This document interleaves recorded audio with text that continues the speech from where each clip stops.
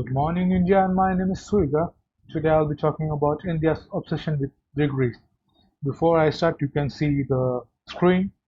I have opened a website. This is for the end of the videos, or if I want to show some sources. Obviously, I don't edit these videos, so it's better to do it this way. So let us begin. India's obsession with degrees. We all have been in that room where when you pass 10th or you have completed 10th and you're sitting in a room full of your parents or aunts or uncles or friends, family, and they will ask you, what's next? I have experienced it, science, commerce, or arts. But it's not really a question in a way, it's a test of your ambition, your seriousness, or your worth.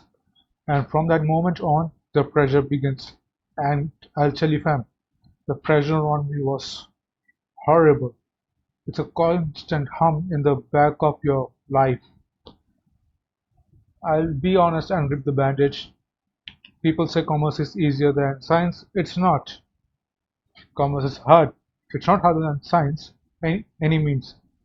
It's less harder than science, but it is hard. Think of it at that way. There is no shortcut. All right. And when you go ask your friends, most of them will say, take commerce, it's easier. And when you ask your parents, most of the time, 70% of the time, they will say to take science because it has scope and you will become a doctor. No one will tell you to take arts because they have no hopes in it. Let me tell you, I have taken arts and I like it. Hmm? But it's not really the question, is it? It's a not question, it's not really the point here, is it? Isn't just about getting an education. We all want education. That's important, but we need proper education. This video is about our society's deep, almost painful obsession with degrees. It starts with the well-meaning fear of our parents, and their parents saw degree as a, you know, ticket and opportunity. It's like a safe, settled life, a government job, a stable corporate position. And they are not wrong. I mean, for their generation. It's not their generation now. They are still in their old mindset. We cannot do anything about it, can we? So anyway, but we inheritedly have that fear from our parents, grandfather, and we turn it into a rigid, suffocating expectation. We have come to a belief that a piece of paper like BTech, MBA, and BCom isn't just a document. We've been made it, we've made it a certificate of our intelligence or IQ, a measure of our value as a human being, especially in India. And that's where the trouble begins. For example, if you go in many job websites, for example, any job website, they will ask you for degrees, MBA, BTech, or any. This is not a proper example, but if you go, you can see a lot of requirements or job expectation to have you these degrees. All right, moving on, we can tell, think about how we use it. We could become dependent on it. We can tell that because it's an easy shortcut. In the job market, one person's entire potential is often reduced to a filter on a recruitment website. Must have BTech, must have MBA, only MBA applies. A person could have spent 5 years building incredible project, teaching themselves complex skills, and proving they can do the work, but they are invisible because they don't have the fucking certificate. This is where I start swearing. They are filtered out by a machine because they don't have the right credentials. We are choosing paper over the person. It's even deeper in our personal life. It's the first line on matrimonial biodata qualifications. We are literally judging someone's suitability as life partner based on their degree they got years ago. We let it become a proxy for our character, for our kindness, for our compatibility. How does that make any sense? But here, the most human part of the problem, the part that really hurts. The world has changed, but the Indian system hasn't. Just does, the, let me make it clear. Just me making this video on India does not mean it's only in India. It is in a lot of places. It's a global crisis, just not in India. The job, right? We're still pushing millions of bright, creative, curious kids into one-size-fits-all races. We are encouraging them to take huge education loans, like 15 lakh, 20 lakh, uh, taking their family savings for a degree that more and more often doesn't guarantee them a job. If you go outside and ask the auto driver, what's your degree? I can tell you with a 20% chance they will say MBA or BCom because they don't get a job. So what happens? You have this young person who did everything right. They studied, they passed the exam, they got the degree, and now they are working for a job. 50,000 rupees a month, doing something that has nothing to do with the 4 years of study, just trying to pay off their interest on their loans. They feel like a failure, just like I do. Most of you do too. And that's okay. Get up. No one is going to help you. You have to realize that you are your own enemy. But they are not the failures. The system failed them in a way. We failed them by promising them that this piece of paper was magic key when it really just is a piece of paper. This isn't to say degrees are worthless. Of course they are not. They can be wonderful, but they are not everything. It's good to have one, but don't let it define you. Yeah, we have to be brave enough to see the person behind this paper. We have to, let me clear that we have to be brave enough to see the person behind the paper or them to see the person who got this degree. We have to start valuing skills as much as credential.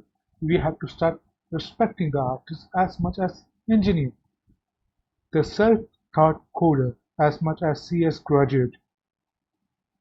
Let me tell you, I never graduated in IT or anything, but I'm a self-graduated coder. You can go in random Minecraft, you can see my codes. I do many codings. Yeah, we have to stop asking our children, what will you become? And start asking them, what do you want to build? What problems do you want to solve? What makes you curious? Yeah, ask them what they want to be. Don't pressure them. Never pressure your kids. They are not your slaves.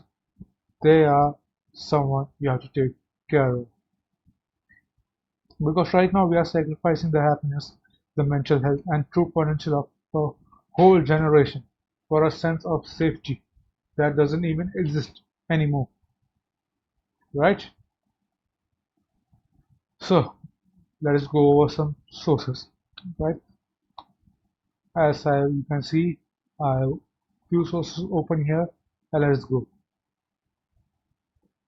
This is by India Today, posted on I don't know when. Uh, right? Only 51% of Indian graduate job ready in employability. You can read. I'm not going to read it. Only 51% of India graduates are employable, with significant challenge in vocational training and skilling, according to the Economic Survey of 2023 and 2024. AI image. You can see these courses. India was supposed to be harnessing its demographic dividend over a long time now. But while we have young demographics with a median age of 28, as the Economic Survey 2023 to 2024, there is not much dividend to harness. Why? One in two Indian graduates are unemployed because of lack of skills. The Economic Survey 2023 and 2024 presented in Parliament of July 22 reveals that only 51.25 of India's graduates are deemed employable, highlights a significant skill gap despite the fact that this is a definite improvement over the last they get 34%. With one of the youngest population, a median age of 28, India can harness its demographic dividends by nurturing a workforce that is equipped with employable skills and prepared for the needs of industry. Elevated levels and superior standards of skills help countries adeptly navigate and challenge and opportunities present in both domestic and international job market. The survey said India has fast-growing population and 65% of it is under the age of 35, but they simply do not have the skill to support the 5 trillion economy by 2025 dream of Modi or Modi government. There are critical mismatch between education and skill that market needs. Anyways, water break. I hope you drink water.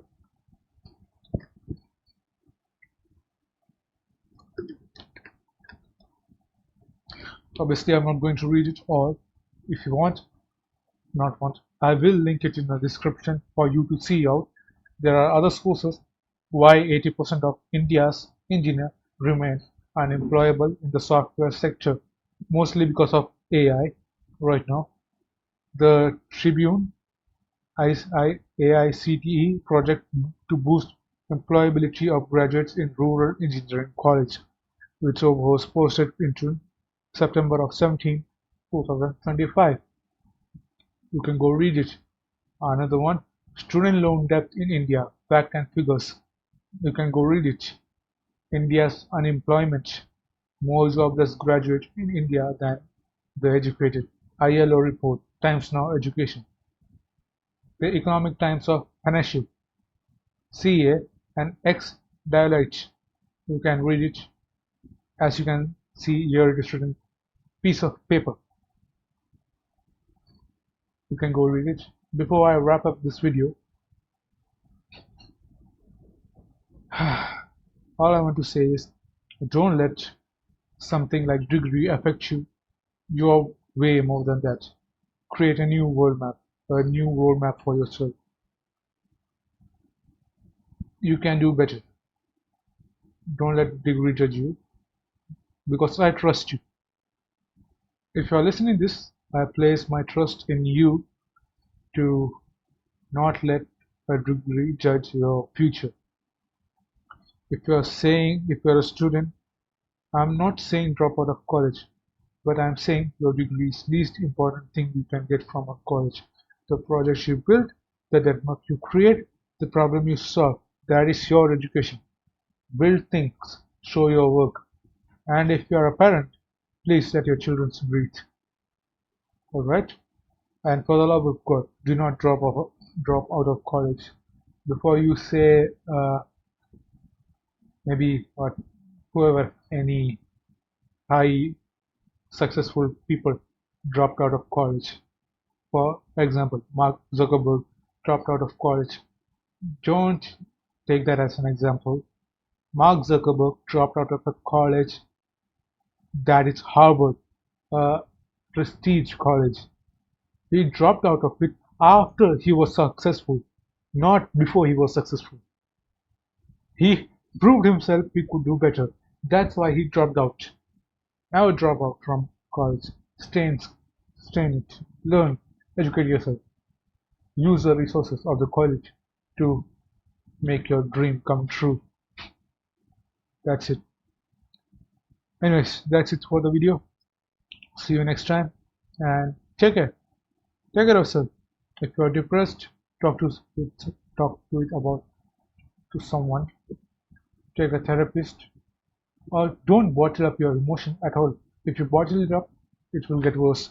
Trust me, I have been through depression my whole life, and now I have someone to call myself my partner. Bye.